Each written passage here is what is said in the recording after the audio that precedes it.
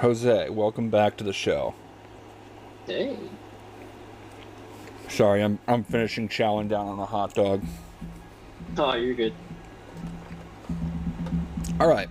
So, much like Go-Go Power Rangers kicked off like immediately after an important event for Go-Go Power Rangers, it was like right after their first battle with Goldar. Mighty Morphin Power Rangers number 0 picks up right after Tommy breaks free of Rita's spell and joins the Power Rangers as the Green Ranger. Now, honestly, this Zero issue is probably one of my favorite Zero issues I've ever come across in comics, because they did like a dozen different covers with the different colored helmets.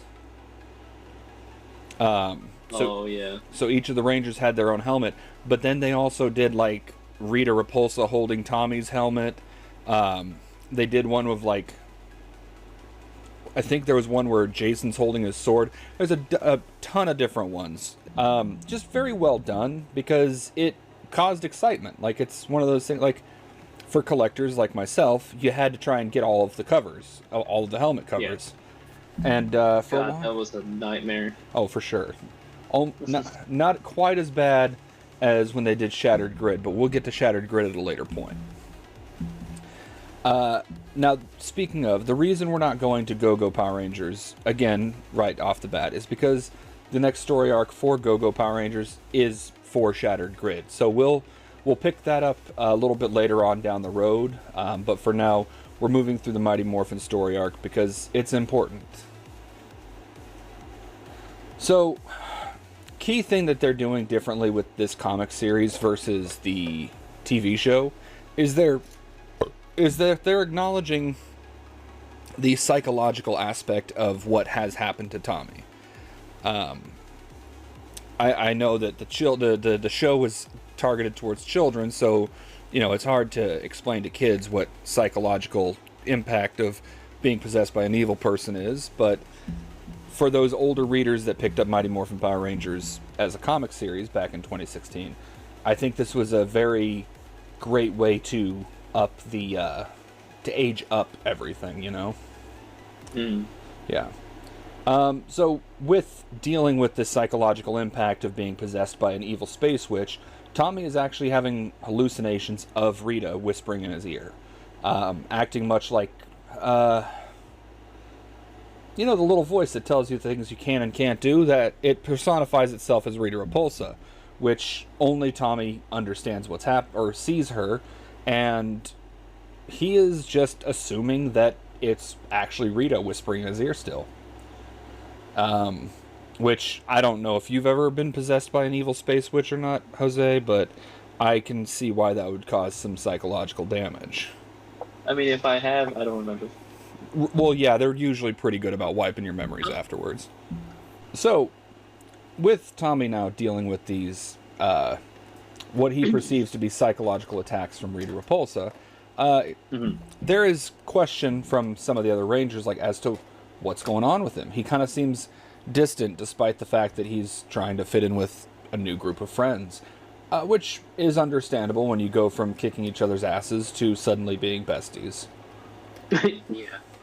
Meanwhile, up on the moon, well, let's just say that Rita's up to no good still, and much like the first issue of Go-Go Power Rangers, she's got Finster working on a new monster. And let's be real here, I think Finster might be one of the most underrated characters from Power Rangers of all time. He doesn't get a lot of credit. Like, Homeboy, for starters, looks like a fucking schnauzer, so that's like bonus points right off the bat. But like, he's magic as fuck. And you know what? I don't want to get too much into it, because this is a huge thing that we'll get into later once we get a little further down the road with Finster. Okay.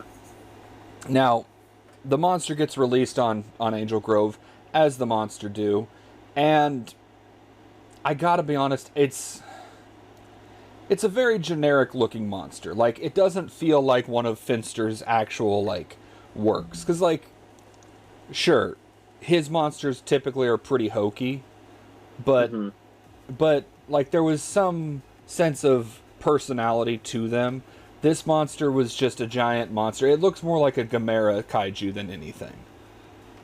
It's just kind of nondescript giant monster that's there to destroy the city. And unlike most of the other monsters, there's no like banter with it.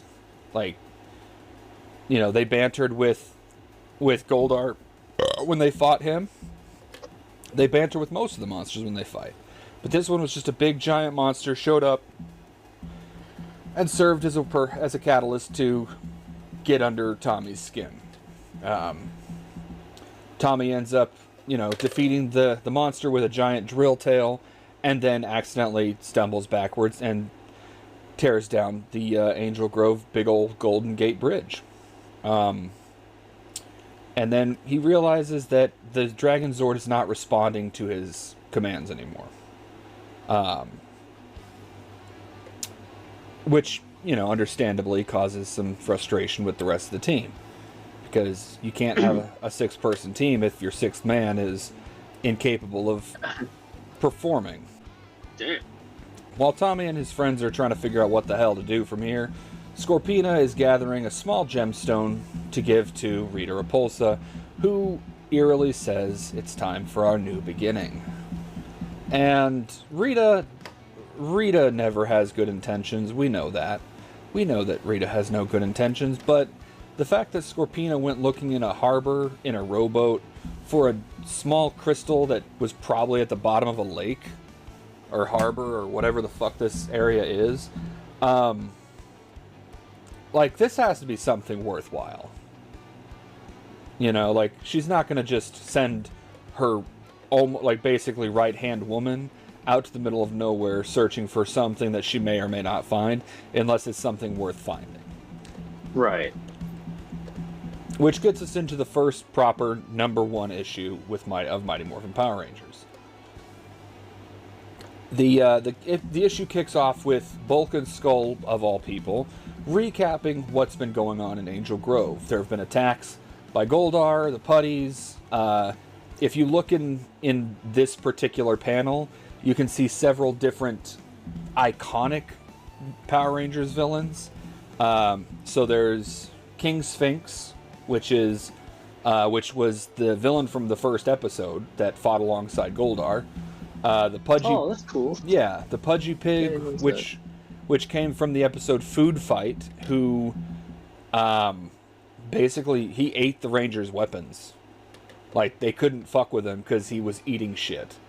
The Cockatrice was something that I don't really... it's kind of forgettable in my opinion. It's just there. I don't know what this golden mask looking thing is. I'd have to do my research on that one. And then the last one is the Minotaur. The Minotaur was another one of those early ones that was based off of mythology. So it was pretty sweet. Pretty sweet to see these old faces along with, you know, the more popular Goldar. That's cool. Now, the reason we're getting the recap from Bulk and Skull is they have their own podcast. Talk About Meta, right? Where they talk about the journey that the Power Rangers have had. They're, you know, as they've always done in the comics and the TV show, they are capitalizing on the Power Rangers in the hopes of earning a quick buck, which I gotta be honest with you, I kind of respect. If I was in a world where monsters were destroying shit, I'd probably do the same thing. Hey, yeah, man, you gotta respect the hustle some way, right? Yeah. And then they're interviewing people like, hey, what do you think of the new Green Ranger?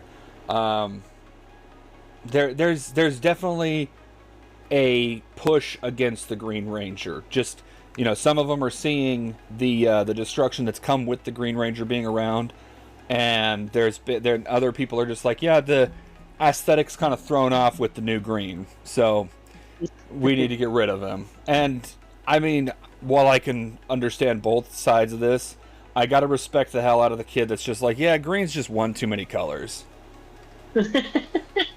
And then the question gets asked of Tommy, like, what do you think of the new Green Ranger thing? Now, Tommy himself hasn't been paying attention to Ranger Station, which is Bulk and Skull's video podcast.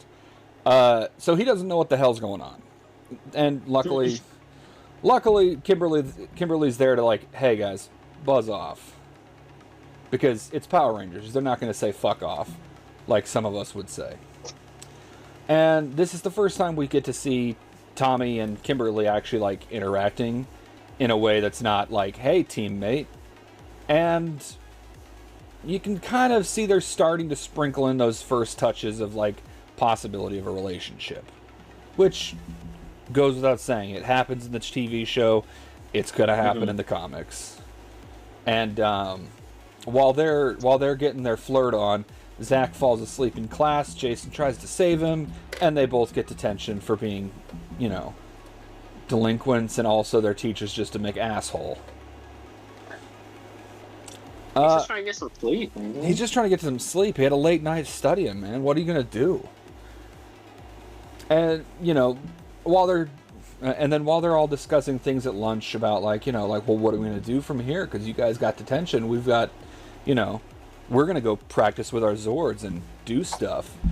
And Tommy's arguing with his imaginary pal Rita again. And once again, just because he's kind of nervous about like being around people, he misses out on being with the group. So very quickly we're seeing that Tommy is accidentally ostracizing himself. And I will say that it's very well done that that's the way that it happens, because if you recall in the TV show, Green Ranger didn't show up very frequently.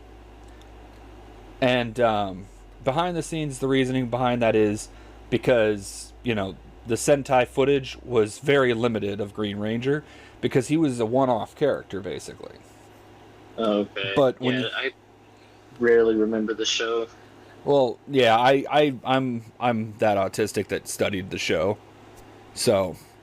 Oh, I mean, I wasn't gonna poke fun at you for doing it. It's just, you know, it's something I want to go back and revisit.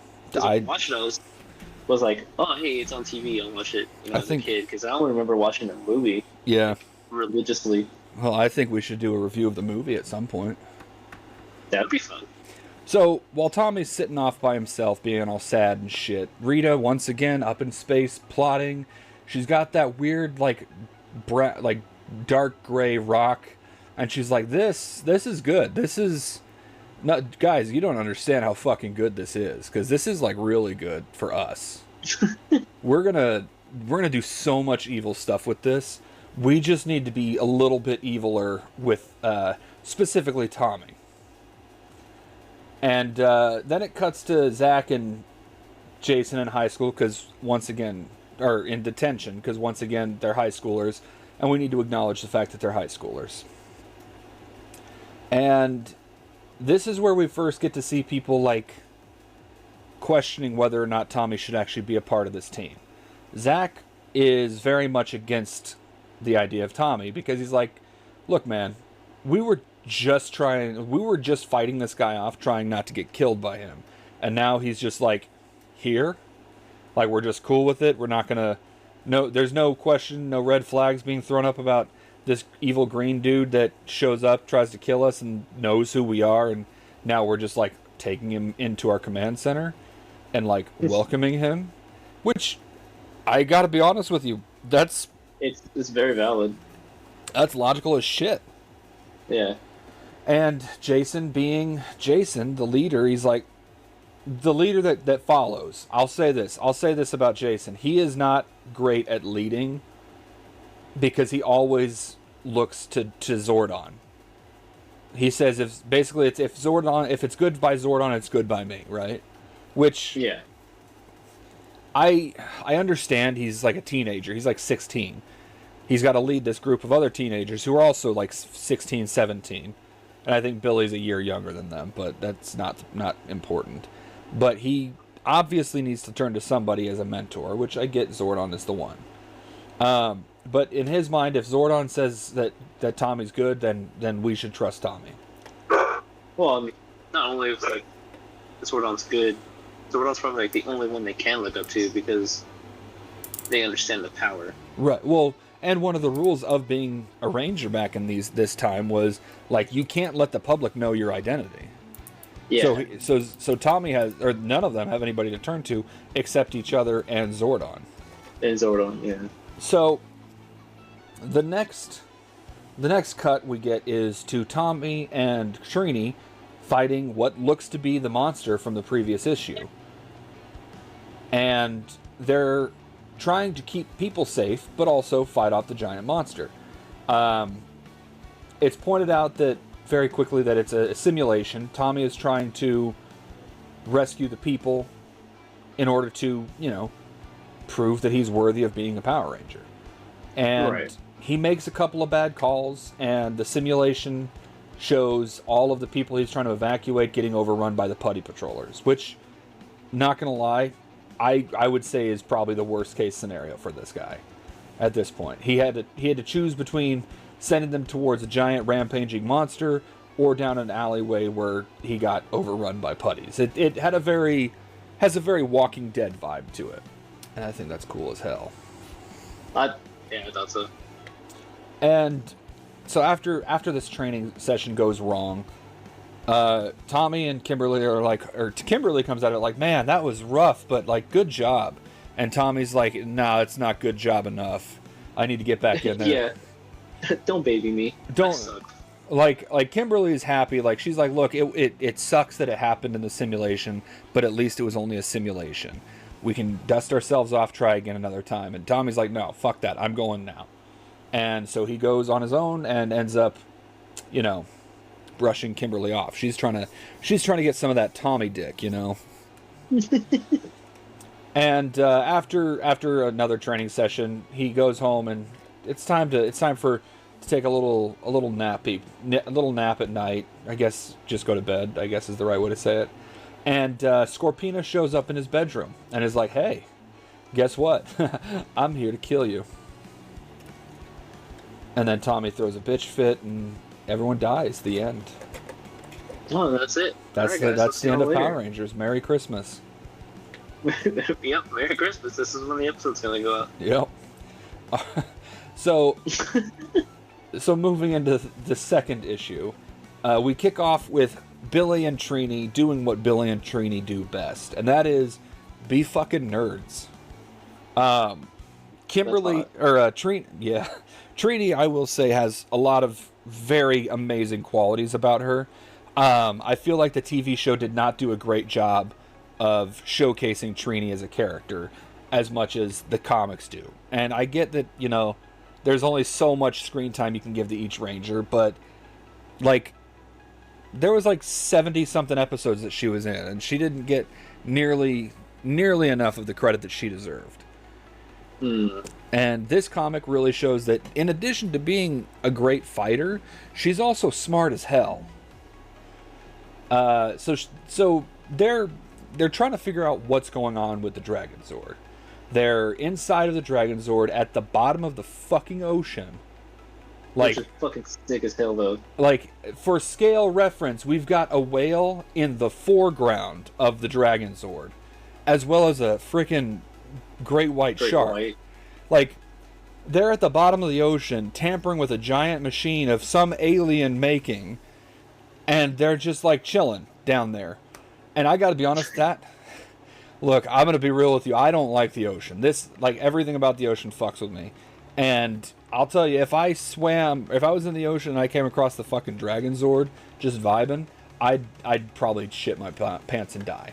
Oh, yeah, I don't have a thing with the ocean, but still, if I saw that in the ocean, yeah, I shit my pants too. But that's just a beautiful shot. I love that panel. Gorgeous shot. That one of the best panels, I'd say, in the entire first run of Power Rangers. So we then cut back to Tommy's room, where Scorpina is now holding him at boomerang point. Yeah. I've never really been able to figure out what exactly her weapon is. It looks like a sword and a boomerang fucked and had a terrible, hateful child. And then I remember that Scorpina is actually like a monster, like this human form, this beautiful figure she has. That's just for the sake of being around other humans. is it? Dude, her actual form is absolutely terrifying, and I think it comes up later, so I don't want to spoil anything here. So Scorpina's like, dude, I'm gonna kill you, and you know what? I might kill your mom too. And so Tommy's like, I bet. Teleports her out into the middle of nowhere, morphs, and just starts wailing on her. But, you know, right now he's dealing with not the best of mental health, and Scorpina gets the upper hand and calls in a bunch of putties to help her beat the hell out of this guy. So, that's fun. Now, Jason, as we've seen in the show, as we all know, teaches karate to kids because he's a good fucking guy, you know? And Kimberly shows up and is kind of just like, hey, how do you feel about Tommy? You know, because, like, I think he's pretty cute, but, like, I can't tell how he feels about me. And Jason's like, oh my god, girl, come on. And while they're talking with with Jason's sensei, they get a distress call from Tommy, and end up teleporting out there so they can fight Scorpina. Now, they do a very close-up shot of the boomerang, and this is something that you would miss when it's like when she's just holding it at a distance. But they zoom in on the fact that she has that kooky gray crystal attached to her boomerang sword. Okay. Which means that she's charging up the energy that she needs, that Rita has demanded. But it's not... We still, at this point, haven't specified what she needs it for. And while she's just beating the shit out of Kami, in addition to trying to charge up the energy that she needs for that crystal, she's trying to steal Tommy's power coin. But lucky for her, Jason and Kimberly show up, save the day. Zach shows up and he's like, hey guys, I'm here. I got an axe that turns into a gun. And they end up fighting Scorpina off. And Tommy starts seeing things again. Because Tommy, poor Tommy, is wrestling with this poor... All kinds of demons. Yeah, he's got very literal demons in his head right now. In the form of an evil space witch that's taken over his body on more than one occasion. And while he is fighting with his own demons, he's also trying to prove to his team that he is worthy of being a Power Ranger. Which, I don't know if you've ever felt like somebody was patronizing you when you're doing what you know you can do. He takes it a little personal when Jason's like, hey, we were here to help you. And he's just not hearing it. He's frustrated with the situation, and he's frustrated that everyone kind of is baby gloving him, you know? Yeah. What's the word I'm looking for? Baby gloving doesn't feel right. Patronize? I wouldn't even go... They're not even patronizing. That's the thing. What his perception is kid gloving. That's the word I was looking for. Kid gloving. Oh, okay. He sees it as them kid gloving him. And they go back to the command center and they're like, hey man, like, what do we do about this? And Zordon doing his thing is like, hey, if Tommy still has the dragon coin, like, Rita's going to keep trying to come after him. And Rita in his brain is just like, oh yeah, he's right. I'm going to keep coming after you. You should just give it to me now. Because, like, the Dragon Zord's not listening to you anymore. And Billy and Trini confirm that the issue is not the Dragon Zord. There's something wrong with Tommy. And Tommy, just getting frustrated with all of it, passes out. His brain and body just shut down. The next episode opens up with Goldar. Goldar has put himself in timeout in the Dark Dimension. The Dark Dimension, for those that don't recall, is like a pocket dimension within Rita's castle where it's just empty void of space and then some like fancy candles on holdsters in a big ring. And he's put himself in shackles and sat himself down and he's just moping. Like, genuinely, he is moping. Squat and Babu come and they're like, hey man, we brought you dinner. And he's like, oh, did my queen send you? No. Then fuck off. Like, I gotta be honest with you. I respect the hell out of Goldar for his principles here. He failed. He knows he has failed miserably multiple times. To the point that he essentially lost the Green Ranger coin. In the TV show, if you recall.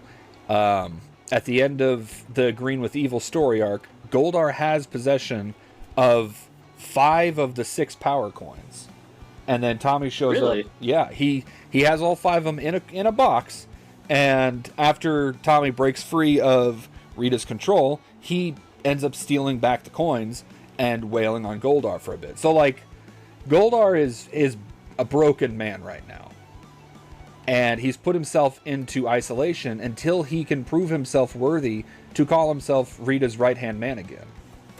Which also explains why Rita's been asking Scorpina to do so much of the dirty work. And I respect the mentality that Goldar has here. I understand where he's coming from. I understand what he's going through, because I've been that failure before too. Given the failure I wasn't to an evil space witch that possesses people, but everyone can understand a little bit of failure. And it also, as much as we love to demonize the villains and stuff, it humanizes Goldar in a way that I feel is very necessary. Yeah. Because Goldar, for most of his time in the first run of Power Rangers, was just a monster that didn't have much 3D depth to him. He was a very one or two dimensional character, and it wasn't until season 3 when he started becoming the butt of every joke that we got a little bit something different. But even then, it still didn't feel like a proper character. Oh, okay. So while Goldar's having his little tantrum, Tommy wakes up at home, and he's like, "Oh man, Mom, you're not going to believe this crazy dream I had." And she's like, "Oh, tell me about it. Tell me about your wonderful dream and your friends, the Power Rangers." And he's like, "Huh? Mom, how did you know?" And she rips off her face, and it's Rita. And Rita, the evil space witch, refers to herself as the only one that ever loved Tommy. Huh. And fuck, that hits home. That hurts, man. And then he wakes up in the power chamber, or in the power command center. Everything's fine. His friends are around him and like, "Dude, what's going on?" And he's like, "Hey, so check this out. I might be hallucinating." And while we understand that Rita Repulsa may or may not actually be messing with his head, she is definitely watching what's happening.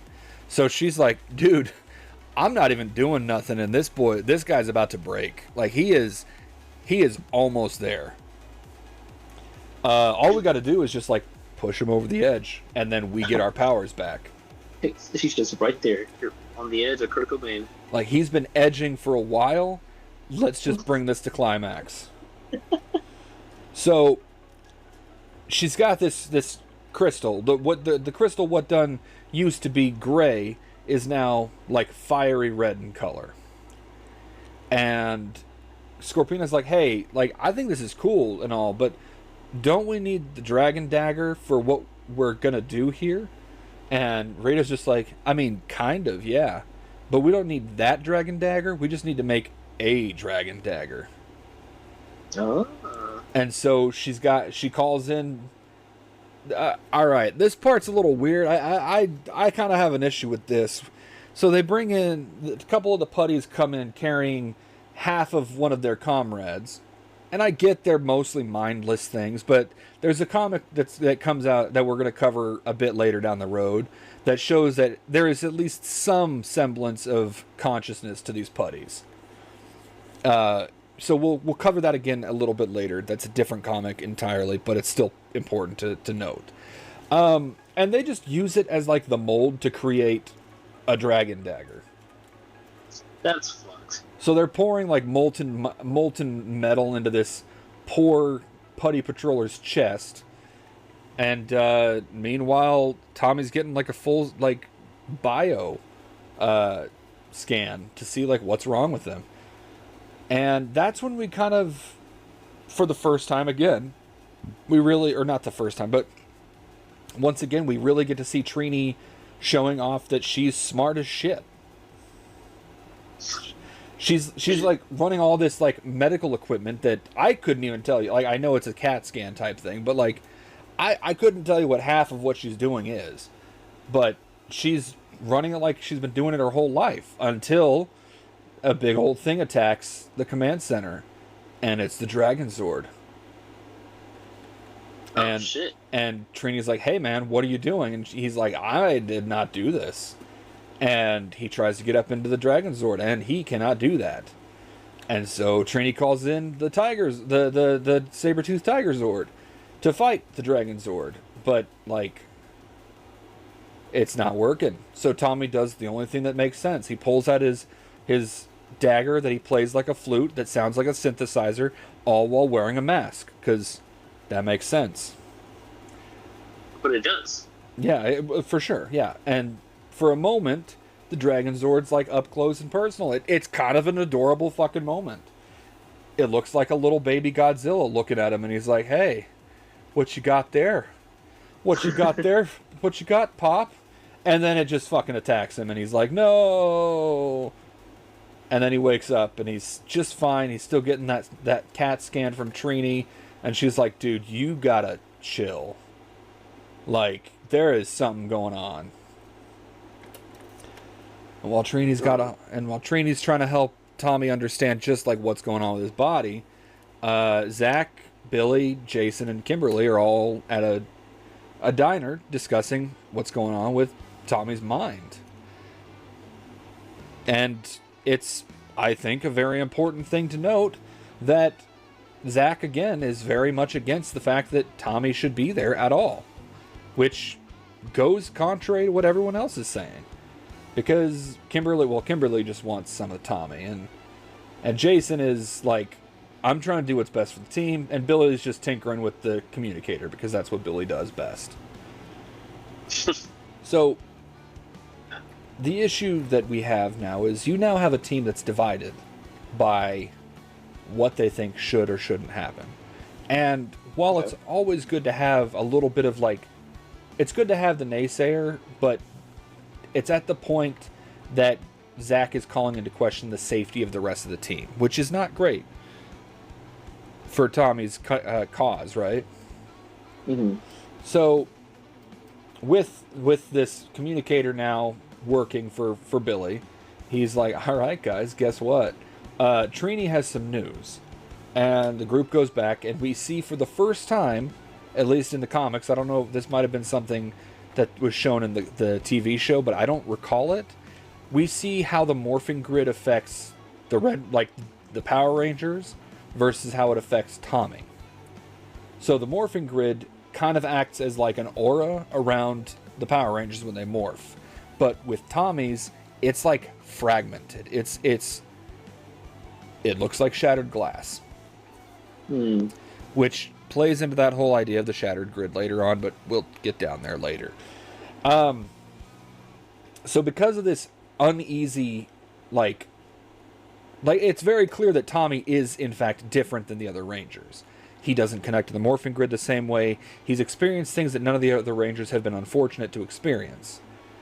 And finally he comes clean. He's like, "Hey guys, I've he does like the YouTuber heavy sigh, looks at the camera and says, "I messed up, guys." The apology videos. Those very fake apology videos. And Jason calls him out, or Zach calls him out, and he's like, "Hey dude, what the fuck?" And then they bench Tommy. They're like, "Hey man, we're gonna go save the world. You stay right fucking there." Because the Dragon Zord is doing stuff. The Dragon Zord is now being piloted by none other than Scorpina herself, with the modified, with like the second dragon dagger that is now holding that mysterious orange powered crystal. And these we get a real feel for the size of the Dragon Zord, because it's underneath the water under a cruise ship. And the cruise ship is like a toy compared to it. That's fucking awesome. Like, goddamn. And like, you got an old man okay, like, I never noticed this before, but I noticed it now, so now it's in my head. This woman, this couple that's on the boat right now, there is one guy, this guy is definitely much older than the woman he's with. I think they're acknowledging sugar daddies exist in the Power Ranger world. And you know what? Good for them. Good for them.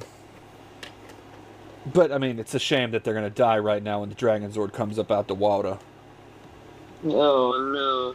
Alright, so I want to talk about something here on issue number 4 real quick. That is... Okay.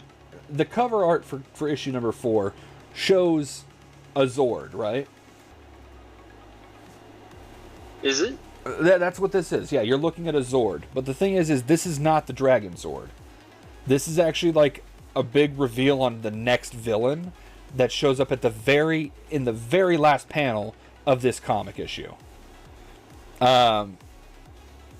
Which I frustrates me a little bit, because like, this is awesome artwork, don't get me wrong, but they could have easily done this exact same thing with the Dragon Zord instead of what they chose to put here. Oh, okay, I see what you mean. Because it's not like the center point until the end. Right, this isn't the center point of this story arc, this is the center point of the next story arc. Okay. Now, moving through this, the Dragon Zord, once again, getting very beautiful scale ratio, pops up next to the cruise ship, and there is, like, holy shit how small this cruise ship is in comparison to Dragon Zord. I know I keep saying this, but I'm in awe, because it's very hard. Like, when you see the giant robots destroying the city, it's a cityscape. You can't really tell exactly how big the buildings are supposed to be, right? Mm-hmm. Like, especially, there's a lot of scenes where they're fighting in, like, the warehouse district. So, like, you have warehouses, but warehouses can be any fucking size. But when you have a cruise ship, if you were to sit down and break down the exact number of windows that you can see on this cruise ship, you got to understand how many people fit on this boat comfortably enough to call it a vacation. Like, this is a huge fucking boat, and the Dragon Zord is just dwarfs it. It's good drawing and good scaling. Beautiful, beautiful work. Very beautiful. I gotta give mad props to, let's see, this was done by Hendry Prasetya. I don't know if I pronounced that right, and I apologize if I butchered the name. And then Matt Herms did the coloring on this, but it beautiful work. And now Scorpina piloting the Dragon Zord is like, okay, we've got the green energy that we need. They finally, for the first time, acknowledge green chaos energy is what's necessary. And we see that the crystal that's orange is starting to get a green glow to it, which doesn't seem great. And we also see that the Dragon Zord not only, like, came up out the water, it capsized a cruise ship. Like, that is intense. That takes a lot of like, strength to do that. Yeah. And now they're like, okay, we got to figure out how to stop this thing. Tommy, you stay here, because you're barely there right now. And so they Megazord up, and they're like, okay, we got to stop. Oh, no, they don't Megazord up. And so they summon the Zords, and they're like, all right, we got to stop the Dragon Zord. Like, we have to. Because it's destroying shit. Like, it's stepping on cable cars and shit. It's just pretty much Godzilla at this point. And, I mean, yeah. I kind of get the feeling that's what they were going for. I could be wrong. And meanwhile, like, as if having the Dragon Zord show up isn't enough, Rita's like, hey, by the way, I want monsters. And Finster's like, I mean, bet, I got you. And so they release 2 giant shark monsters.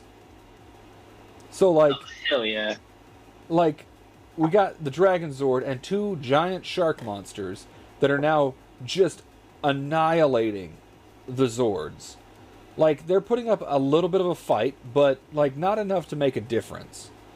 Like, it's taking the combined efforts of the Tyrannosaurus Zord and the Pterodactyl Zord just to distract the Dragon Zord. Not even, like, put it down or damage it, but, like, hey, look over here.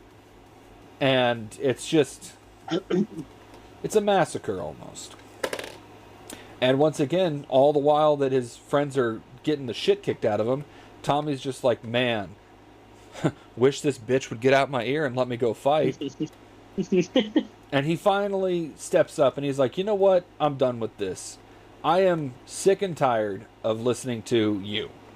I know you're just a figment of my imagination, but, like, I'm done listening to you. I'm going to go help my friends. And while Zordon and Alpha do their best to stop him, he's like, you can't stop me. I'm going to do this. And he morphs and boogies and gets on the Dragon Zord, and the Dragon Zord's like, no, not ready for you yet. Mm-hmm. And so, once again, Tommy has to be the one that gets saved. And he says, okay, if I can't, like, schmooze my way in, I'm just going to break my way in. Shatters the fucking glass to get into the cockpit and beats the hell out of Scorpina to take control of the Dragon Zord again.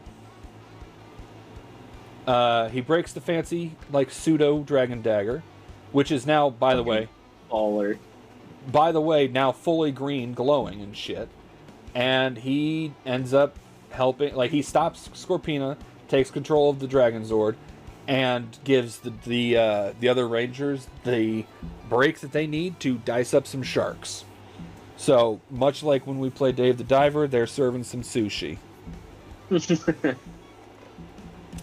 And then they get back to the command center, and everyone just immediately jumps on Tommy's back. They're like, dude, what the hell are you doing? We said stay put. We had this. And he's like, you didn't.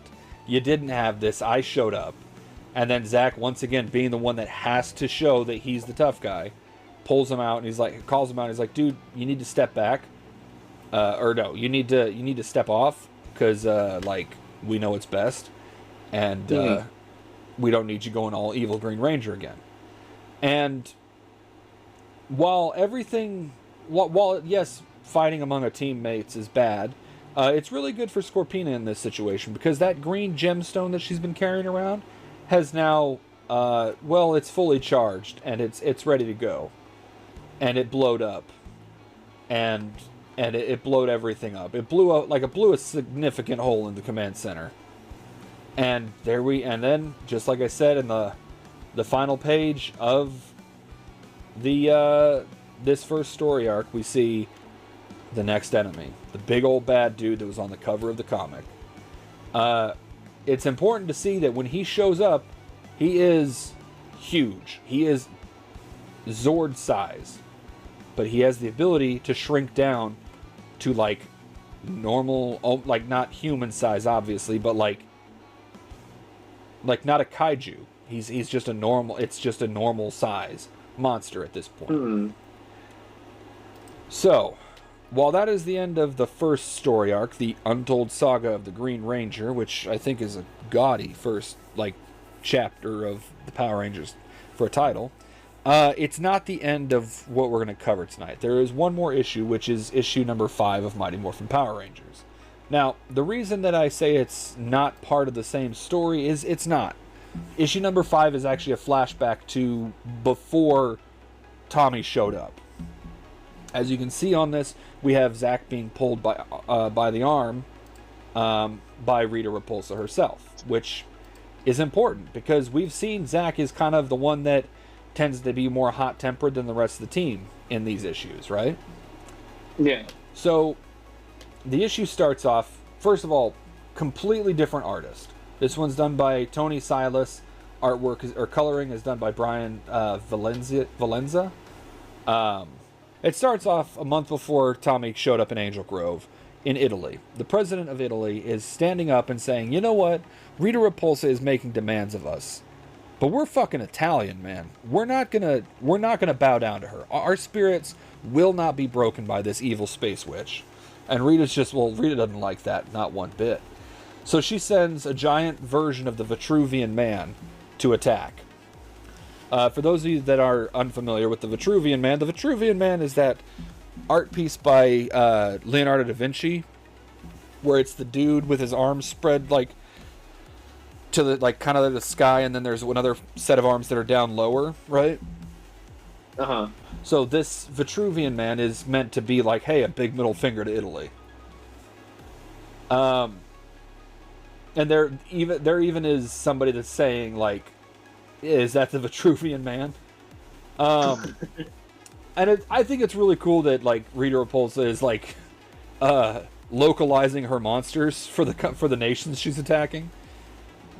And like the whole time that he's attacking, he's quoting, who is he quoting? I don't remember who he's quoting. Oh, he's quoting Da Vinci's like notes.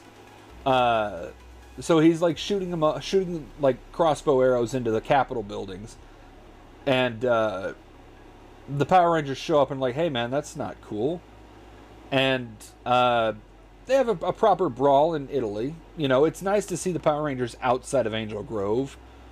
You know, more than just going to the forested area outside of Angel Grove, or the warehouse district in Angel Grove, or like the abandoned like amusement park in Angel Grove, that are all definitely not places in Japan that we just localized to make it look like it's American. And so, like, we see that the Power Rangers are struggling to come up with an idea on what to do. Jason saves the Italian president, and that leaves Zach in charge of the Megazord. So Zach steps up, takes on the role of leader in this moment, and like kills the Vitruvian Man. And all the Rangers are like, dude, that was fucking tight. But meanwhile, all of the Italian citizens just see it as the Red Ranger saved everyone. And so this panel right here, very reminiscent of like the Spider-Sense half face, right? Mm-hmm. We see there is that upsetness that Zach is feeling. And so Zach, being upsetty, is like, okay, this sucks. I don't like being not the Red Ranger, which we've seen. We've seen Zach already voices his frustration that he's not the leader, right? Yeah, multiple times. Exactly. And Rita is now seeing this and like, I wonder how I can make this beneficial for me. And so she has a group of putty patrollers kidnap him and bring him to that dark dimension where Goldar was putting himself in timeout. And Rita's like, hey, I know what you're upset. And like, I saw it, man. You were there. You did such a good job. And like, you got none of the credit that you deserve. But like, if you come over to my team, you know, like, I'll give you the credit you need. Like, I'll give you, like, everyone that works here, like, we all share. We share and share alike, you know? And Zach's like, that's crazy. I would not have pegged you for that. And she's like, hey, tell you what, why don't you join my team? I'll give you this bitchin' new power coin. You'll be the Green Ranger, man. You'll be the Power Ranger. You'll be the one that everyone looks to. And Zach's like, man, I could do a lot of good things here. But like, nah, I don't think I can do this. He fucking right hooks Goldar in the face, snatches the power coin, and is like full on ready to fight and get like good, like fisticuff with everybody. unfortunately, Rita knows magic and zaps him and is like, "Nah, I'm gonna hold on to that for a little bit longer." And Zack's like, "All right, bet." Teleports out and goes and talks to Zordon. He's like, "Hey, look, I got abducted by a space witch, dude. Like, why do we all keep getting abducted by space witches, man?" And Zack coming clean to Zordon it's a very big step in Zack's progress as a character. And the reason I said we needed to cover this in this particular episode is because I find it very ironic that coming, like, not ironic. I understand it now because Zack was the first person that Rita offered the position to of Green Ranger, right? Right. And when Zack turned her down, he said, she decided that she's going to find someone new. Somebody that's not already a Power Ranger. And she's not going to make the mistake of giving him free will this time. And we see Tommy. Fighting on the beach. Okay. So he's fighting on the beach, and in that first appearance that he made in the show when he first got abducted, he was practicing his fighting on a beach. And at this point, Rita for the first time hears the voice of, well, the main villain from the next story arc. And he's like, "Hey, just a heads up, he's gonna leave you. He's gonna join your enemies, and then you're gonna realize I'm right. And then when you've been crushed like this, I'll finally make my appearance." So, overall, like I said, I think that this story arc does a phenomenal job of really showing the dynamic shift between having Tommy as a villain and then just suddenly accepted as a hero. It shows like the progress, like the progression that he has to actually go through to break through from being that mind-controlled villain. Like he didn't. It wasn't just an easy switch. There was struggle that he had to experience in order to get to the point that he's at when we see him in the TV show. Right, character development. Right, and we also get to see that it wasn't just a quick fix for any of the other teammates. Like, especially the revelation that Zack was also approached by Rita is a huge thing. It's a huge deal because, Rita was willing to give free will to the person that she chose for the Green Ranger. She didn't want a mindless slave. It wasn't until she was absolutely desperate for somebody to help her that she chose a mindless slave. Yeah. And, I mean, honestly, this isn't something that we covered with Go-Go Power Rangers. We kind of glossed over the introductions of stuff.